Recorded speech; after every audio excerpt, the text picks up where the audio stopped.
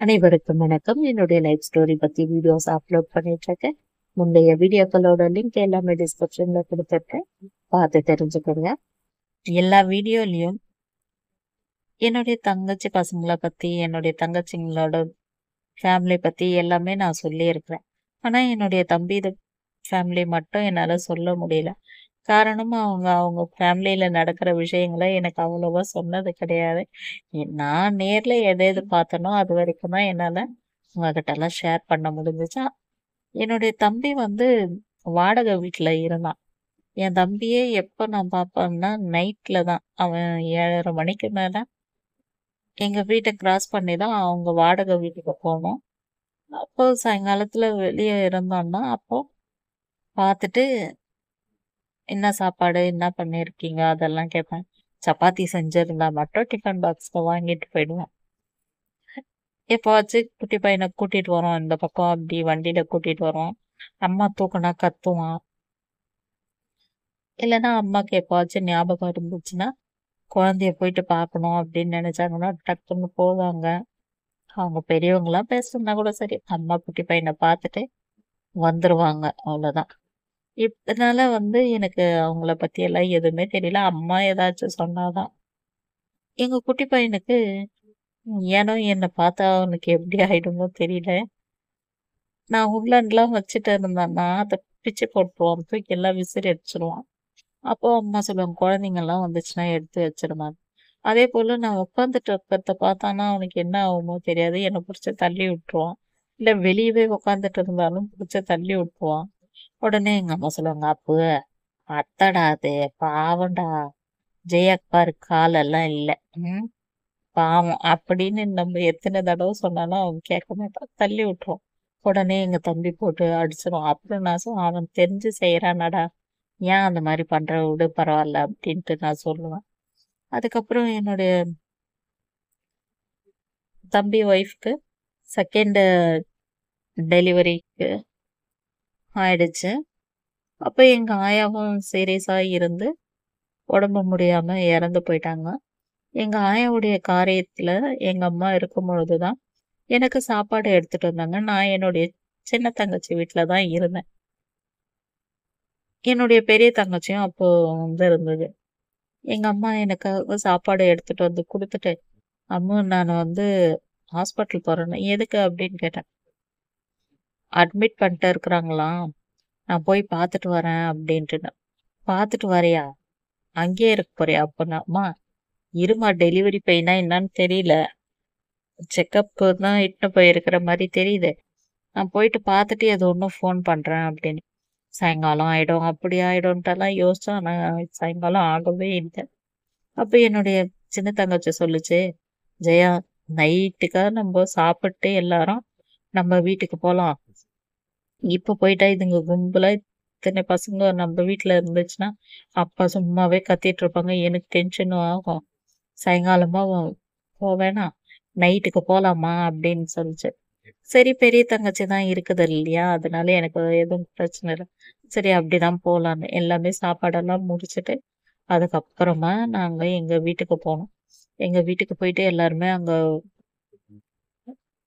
பேசிட்டு இருக்கும்பொழுது எங்க அம்மா ஃபர்ஸ்ட்லயே சொல்லிட்டாங்க சாயங்காலமே, இந்தமா அந்த பொண்ணு பெருசுக்கு டீ இல்லைன்னா இருக்காது, டீ வச்சு குடிக்க சொல்லு, நான் பால் பவுடர் ஆயிடுச்சுன்னா கூட வாங்கி தரேன், உங்க அப்பன் திட்டினான்ட்டு வைக்காம போயிட போகுதுன்னு. சரிம்மா நான் சொல்றேன் அப்படின்ட்டு சொல்லிடுங்க. அப்புறம் சொன்னேன், ஏய் அம்மா உன்னை டீ வச்சுக்க சொன்னாங்க, பால் பவுடருக்கெல்லாம் அப்பா சண்டை போட்டா அம்மா பாத்துக்கிறாங்களா, நீ வச்சு குடினா, இல்ல வேணா விடுன்னு. ஆனா அது அப்படிதான் சொல்லும். ஆனா அதுக்கு டீன்னா அவ்வளோ பைத்தியம். ஒரு ஒரு வாய்னா கூட அப்படி ஊத்திட்டே இருக்கணும் அந்த அம்மாக்கு. அப்போ டீ எல்லாம் வச்சிடுச்சு. ஆஹ் இரு ஜெயா படுக்காத, டீ எடுத்துன்னு வரேன். நான் கண்ணு காமிச்சேன், இது பாரு அப்பா அந்த ரூம் திறந்துட்டே இருக்குது, அவங்க டக்குன்னு எழுந்து வந்துருவாங்க நம்ம எல்லாம் பேசுறத பார்த்து அப்படின்னு.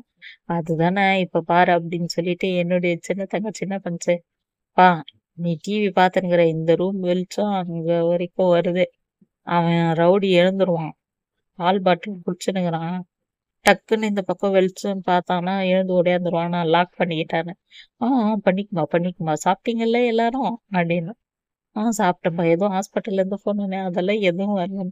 அப்புறமா லாக் பண்ணிட்டான். ஆமா இப்பதான் விழுந்து விழுந்து கேள்வி கேட்பாரு. ஹாஸ்பிட்டல் போய் பார்க்கறது இல்ல அப்படின்ட்டுலாம் நாங்க சொல்லிட்டு இருந்தோம். அதுக்கப்புறம் டீ எல்லாம் குடிச்சிட்டு அவங்க எல்லாம் படுத்துட்டாங்க. எனக்கா தூக்கமே இல்ல. என்னடா இது நம்ம அம்மா விட்டுட்டு இருக்கிறோமேன்னு. அதுக்கப்புறம் எங்க அம்மா ஃபோன் பண்ணாங்க. ஏம்மா இன்னும் தூங்கலையா? உடனே எடுத்துட்டேன். தூக்கமே வரலம்மா அப்படின்னு. ஏன் தம்பிக்கு என்ன பொண்டாட்டிக்கு என்ன குழந்தை பிறக்க போகுதுன்னு யோசனையா அப்படின்னு கேட்டாங்க. நீ இப்ப வரமாட்டியாம்மா அப்படின்னு கேட்டேன். அட நீ தூங்குமா, எனக்கு இங்க எல்லாமே கரெக்ட் ஆகுது. கொசு தான் இங்க இருக்குது. அதெல்லாம் ஒன்றும் பிரச்சனை இல்ல. கொசுவத்தி எல்லாம் வாங்கிட்டு வந்து வச்சுக்கிறாங்க. நீ தூங்கு அப்படின்ட்டு சொன்னாங்க. அவங்கெல்லாம் என்ன பண்ணாங்கன்னா அவங்கெல்லாம் தூங்கிட்டாங்க. டீ வச்சு குடிச்சிங்களான்னு. அதுக்கப்புறம் நான் மெதுவா சொன்னேன் இவ்வளோ விஷயத்த. அவங்க கிடக்குறாங்க. நான் தான் சொன்னேன்ல நீங்க வச்சு குடிங்கம்மா அப்படின்ட்டு சொல்லிட்டு அம்மா ஃபோன் வச்சுட்டாங்க. அப்பயும் பார்த்தா நான் பேசும்பொழுது கூட ஒருத்தர் கூட எழுந்து இருந்தான்னு கூட கேட்கவே இல்ல. அவங்களுக்கு பசங்களோட அலைச்சல் அதனால தூங்கிட்டு இருந்தாங்க. நான் அமைதியா படுத்துட்டு இருந்தேன். அப்புறம் அம்மா மறுபடியும் ஃபோன் பண்றாங்க. அம்மா குழந்தை பொறந்துச்சுடா, பொண்ணு பொறந்துக்குதுடா. பார்க்கும்பொழுது உங்க ஆயா மாரியே இருக்குது. உங்க அப்பாவுடைய அம்மா மாரியே இருக்குது அப்படின்ட்டு எல்லாம் சொன்னாங்க. அதுக்கப்புறமா நான் சொல்லியிருந்தேன். கொஞ்ச நேரத்துக்கு முன்னாடி பேசும்போது எப்படி பேசுச்சு அது? அதுவே எனக்கு பயமா இருந்துச்சுமா. ஆ தைரியமா இருக்கிற பொண்ணு எப்படி அழுதுச்சு? அப்படின்ட்டு சொன்னாங்க. ஆமாம்மா நான் கூட அதெல்லாம் தான் யோசிச்சுட்டு இருந்தேன். நல்லா இருக்குதுல்ல பாப்பா அப்படின்னா சூப்பரா இருக்குது அப்படின்னாங்க. உடனே நான் என்னுடைய தங்கச்சிங்களுக்கெல்லாம் சொன்னேன். ஏய் பொண்ணு பொறந்துச்சாம் அப்படின்ட்டுன்னு.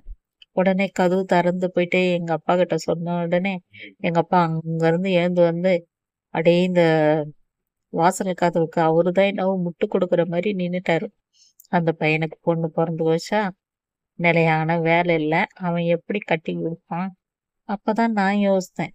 இது என்னடா இது புது கதையாகுது. இன்னும் டெலிவரி ரூம்ல இருந்து குழந்தைய தூக்கின்னு வந்தாங்களான்னே தெரியல. அதுக்குள்ள இவரு கட்டி குடுக்குற கதைக்கு போயிட்டாரே! அப்டின்ட்டு சொல்லும்போது, "வேணாம், வேணாம். இவருகிட்ட வாய் குடுத்தோம்னா, தேவையில்லாம இன்னேத்துக்கு சண்டை வரும்." அப்டின்னு சொல்லிட்டு அமைதியா இருந்தேன். உடனே என்ன பார்த்துட்டு, "நீ ஏன் உட்காந்துக்கிற?" அப்டின்னாங்க. "தூக்கம் வரல அத்தா" அப்டின்னு சொன்னேன். அதுக்கப்புறம் இப்படியும் அப்டின்னு நடந்துட்டு, அவரு உள்ள போயிட்டாரு. உடனே நாங்க சொன்னோம், "கதவு தாப்பால் போட்டுக்கப்பா" அப்டின்னு சொன்ன உடனே, அவரு உள்ள போயிட்டு தாப்பால் போட்டாரு. நான் சொன்னேன், "ஏன் டீ வைங்கோ. குட்டி பொண்ணு பொறந்துக்குது. பார்ட்டி வைக்கணும்" அப்படின்னு.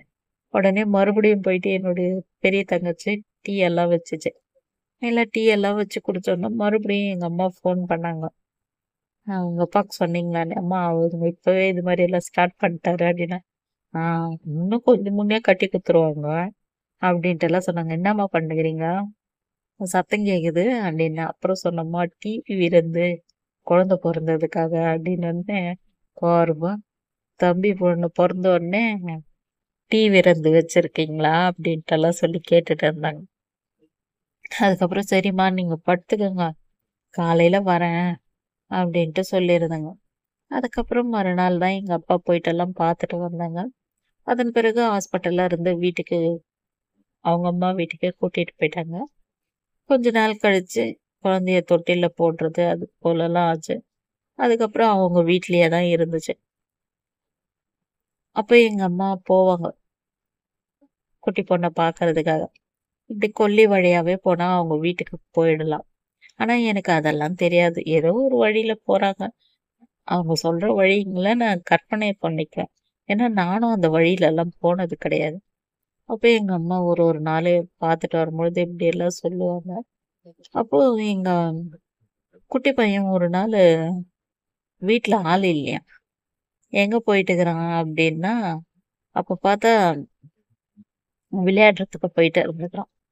எங்க அம்மா வந்து சொன்னாங்க, "அவருக்கு என்ன விளையாட்டு தெரியும்? அவரு என்ன விளையாட போறாரு சொல்லு" அப்படின்ட்டு சொல்லியிருந்தாங்க. அப்புறம் இன்னொரு நாளு போயிருக்கிறாங்க அவங்க வீட்டுக்கு. அப்ப அங்க ஒரு டிராக்டர் நின்னுட்டு இருந்திருக்கு.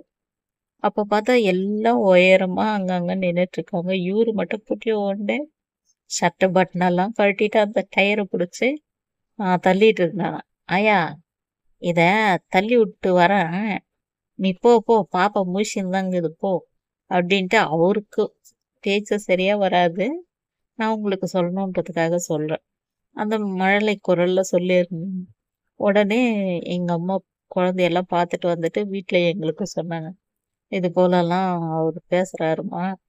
அவரு வந்து அவ்ளோ பேரு உயரமாக்குறாங்க. இவன் மட்டும் குட்டியோண்டு அந்த டயர் கிட்ட நின்னுன்னு ஆ தள்ளின்னு இருக்கிறான். கேட்டா டிராக்டர் தள்ளி விட்டு வரேன் அப்படின்ட்டு சொன்னான்" அப்படின்ட்டு சொன்னாங்க.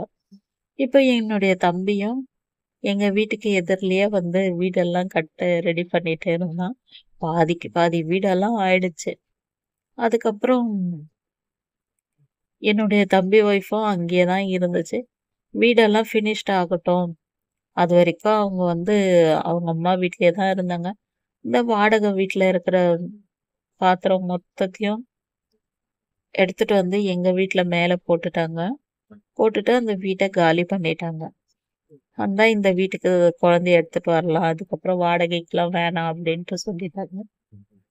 அதுக்கப்புறம் அப்டியே நாட்கள் போயிட்டே இருந்துச்சு. இந்த வீடும் சீக்கிரம் முடியும் முடியும்ன்ட்டு பார்த்தா முடியவே இல்ல. இழுத்துட்டே போச்சு. எங்க ஆயா இறந்து 6 மாசம் கரெக்ட்டா ஆச்சு. அன்னைக்கே எங்க அம்மா 100 நாள் வேலைக்கு கிளம்புறாங்க. காலையில எனக்கு பூரி செஞ்சு குடுத்துட்டு, "அம்மா சாப்பிடு. நானு வந்து உனக்கு சாப்பாடு குடுத்துட்டு, உனக்கு வயிறு வலிச்சுச்சுன்னா, எல்லாம் பார்த்து விட்டுட்டு போறேன். சரியா? நீ சாப்பிடு. இப்படியே பட்னியாலாம் இருக்காத" அப்படின்னு சொன்னாங்க. பூரியும் உருளைக்கிழங்கு போல செய்யல. எங்க அப்பா சொரக்காய் செய்ய சொன்னதால, எனக்கு பிடிக்கவே இல்ல. "போம்மா எனக்கு பிடிக்காத சொரக்காவ வச்சுக்கிறேன்." "அட நல்லா இருக்குது சாப்பிடுமா" அப்படின்ட்டு சொல்லிட்டு, எங்க அம்மா எனக்கு எல்லாமே எடுத்து குடுத்துட்டு, தலை வாரிட்டே இருந்தாங்க. தலை வாரிட்டு இருக்கும்பொழுது, பக்கத்து வீட்டு அக்கா ஓடி வந்தாங்க. ஓடி வந்து, "ஏங்க உங்க தம்பி செத்துட்டாராம்" அப்படின்ட்டு சொன்ன உடனே எங்க அம்மா அப்படியே சீப்பெல்லாம் போட்டு, "என்னங்க சொல்றீங்க?" அப்படின்னு. "ஆமாங்க, வேலூருக்கு போயிருக்காரு. ஆ பூவெல்லாம் வாங்கிட்டு வர்றதுக்கு. வந்தவரு பஸ் ஸ்டாண்ட்ல இறங்கியிருக்கிறாரு. வலின்னு சொல்லியிருக்காங்க. ஹாஸ்பிட்டலுக்கு கூட்டின்னு போயிருக்காங்க. அப்படியே இறந்துட்டாராம்." அப்படின்ட்டு சொன்னதும் தான் எங்க அம்மா அப்படியே வேகமா ஓடிட்டாங்க. நான் பாதி தான் சாப்பிட்டுனுக்கிறேன். அத வைக்கவும் முடியல. வச்சாலும் எங்க அப்பா திட்டுவாங்க. எங்க அப்பா உடனே வெளிய நடந்து மெதுவா நடந்து வந்தாரு. எங்க அம்மா கத்திக்கினே ஓடிட்டாங்க. "என்னவாம்மா? என்னவாம்மா அவளுக்கு?" அப்படின்னு கேட்டாங்க. "அப்பா மாமா செத்து போச்சாம்ப்பா" அப்படின்னேன். "என்னாச்சு அவனுக்கு?" அப்படின்னு. ஏன்னா இவங்கலாம் யாருமே பேசிக்கினது கிடையாது. ஒருத்தருக்கு ஒருத்தர்.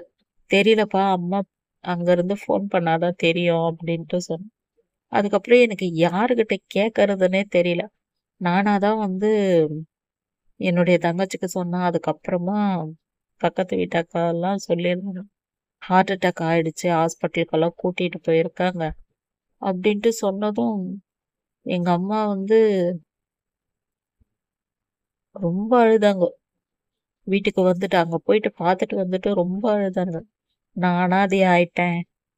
பெத்தவங்களும் இல்ல. கூட பொறந்தவங்களும் இல்ல. இவன் மட்டும் ஏதோ பேசலன்னா கூட, எங்கேயோ ஒரு இடத்துல இருக்கிறான்னு நெனச்சேனே!